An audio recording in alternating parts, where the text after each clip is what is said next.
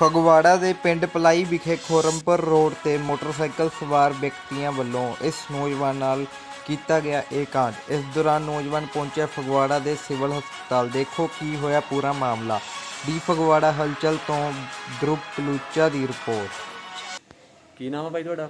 मेरा नाम समर्थ झल्ली सर। ਕਿੱਥੇ ਰਹਿਣ ਵਾਲੇ? मैं पिंड बिलगा। ਕਿਹੜਾ ਪਿੰਡ? खुरमपुर तो मैं सिस्टर के रह रहे हैं।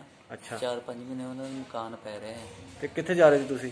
मैं पलाही तो ATM तो मैं जा रहा सी। ਪਲਾਈ ਪਿੰਡ ਤੋਂ? हाँ जी, पिंड तो जा रहा सी मैं। ਤੇ ਮੈਂ ATM ਤੋਂ ਨਿਕਲਿਆ ਤੇ ਨਿਕਲਣ ਤੋਂ ਬਾਅਦ ਖੁਰਮਪੁਰ ਰੋਡ ਤੇ ਜਦ ਪਹੁੰਚਿਆ, ਮੋੜ ਹੀ ਮੁੜਿਆ, ਮੇਰੇ ਪਿੱਛੇ ਮੋਟਰਸਾਈਕਲ ਇੱਕ ਮੋਰੇ ਨਿਕਲ ਗਿਆ, ਇੱਕ ਪਿੱਛੇ ਹੋਇਆ ਸੀਗਾ। ਮੈਂ ਥੋੜੇ ਦੂਰ ਜਾ ਕੇ ਨਾ ਜਦ ਦੇਖਿਆ ਮੇਰੇ ਪਿੱਛੇ ਪਿੱਛੇ ਆ ਰਿਹਾ, ਮੈਂ ਬਹੁਤ ਸਲੋ ਸਪੀਡ ਤੇ ਸੀਗਾ ਜਦ ਦੇਖਿਆ ਮੈਂ ਪਿੱਛੇ ਮੁੜ ਕੇ ਉਹ ਰੁਕ ਗਏ ਤੇ ਮੋਹਲਾ ਮੋਟਰਸਾਈਕਲ ਜਾ ਕੇ ਮੁੰਡਾ ਮੋਹਲਾ ਵੀ ਰੁਕ ਗਿਆ ਤੇ ਉੱਥੇ ਭਈਆ ਪੱਠੇ ਕੁਤਰਦਾ ਸੀ ਤੇ ਉਹ ਉਹਨਾਂ ਨਾਲ ਬਾਤਚੀਤ ਕਰਨ ਲੱਗ ਪਏ। ਫਿਰ ਮੈਂ ਫੇਰ ਤੋਰ ਲਿਆ, ਅੱਗੇ ਕੋਠੀ ਦੇ ਕੰਮ ਚੱਲਦਾ ਪਿਆ ਸੀਗਾ ਤੇ ਮੈਂ ਉਹਨਾਂ ਨਾਲ ਗੱਲਾਂ ਕਰਨ ਲੱਗ ਪਿਆ।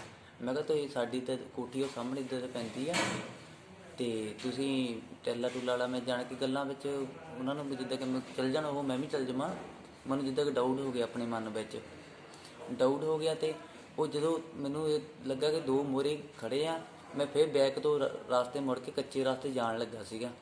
ਉਹ ਫਿਰ ਇੱਕ ਤੱਕ ਤੇਜ਼ ਆਇਆ ਮੋਟਰਸਾਈਕਲ ਮੁੰਡਾ ਮੇਰੇ ਮੋਹਰੇ 'ਚ ਮੋਟਰਸਾਈਕਲ ਆ ਕੇ ਤੇ ਮੈਨੂੰ ਰੋਕ ਕੇ ਨਾ ਕਹਿੰਦਾ ਰੁਕ ਰੁਕ ਰੁਕ। ਮੈਂ ਰੁਕ ਗਿਆ, ਮੇਰੇ ਨਾਲ ਹੀ ਪੈਂਦਾ ਸਿੱਟੀ, ਇੱਕ ਨੇ ਪਿੱਛੋਂ ਫੜ ਲਿਆ, ਇੱਕ ਨੇ ਮੋਹਰੇ ਫੜ ਲਿਆ, ਇੱਕ ਨੇ ਇੱਥੋਂ ਫੜ ਲਿਆ, ਗਿੱਚੀ ਤੋਂ ਫੜ ਲਿਆ ਇੱਥੋਂ, ਤੇ ਮੈਨੂੰ ਉੱਤਰ ਮੈਨੂੰ ਦਿੱਤਾ ਤੇ ਚਾਬੀ ਲਈ ਕੱਢ ਉਹਨਾਂ ਨੇ ਮੋਟਰਸਾਈਕਲ ਦੀ। ਮੇਰਾ ਮੋਬਾਈਲ ਜੇਬੀ 'ਚੋਂ ਕੱਢਿਆ, ਮੈਂ ਇੱਦਾਂ ਮੇਰੇ ਹੱਥ ਸੀ ਮੋਬਾਈਲ, ਇੱਦਾਂ ਖੋਂਦੇ ਨੌ ਸੀਗਾ, ਮੈਂ ਛੱਡ ਨਹੀਂ ਰਿਹਾ ਸੀਗਾ। ਉਹਨਾਂ ਨੇ ਨਾ ਇੰਨੀ ਜ਼ੋਰ ਨਾਲ ਛੱਡਿਆ, ਇੱਕ ਨੇ ਮੇਰੇ ਇੱਥੇ ਮੁੱਕੇ ਮਾਰੀ ਗਿਆ, ਇੱਕ ਨੇ ਮੇਰੇ ਸੰਗੀ ਦਬਾਤੀ, ਮੇਰੇ ਡੇਲੇ ਬਾਹਰ ਆ ਗਏ ਤੇ ਫਿਰ ਮੈਨੂੰ ਤਕਰੀਬਨ ਛੱਡਣਾ ਪਿਆ ਤੇ ਛੱਡ ਦਿੱਤਾ। ਤੇ ਉਹ ਜੀ ਦੌੜਨ ਲੱਗੇ ਜਦੋਂ ਮੈਂ ਨੰਬਰ ਨੋਟ ਕੀਤਾ PB09 ਸੀਗਾ, ਤਕਰੀਬਨ ਪਿੱਛੇ 47 45 47 PB 47 ਤਾਂ ਮੈਨੂੰ ਮਾਈਂਡ ਵਿੱਚ ਰਿਹਾ ਨਹੀਂ। ਜਿੱਦਾਂ ਕਿ ਟੋਟਲ ਕਿੰਨੇ ਬੰਦੇ ਸੀ ਉਹ?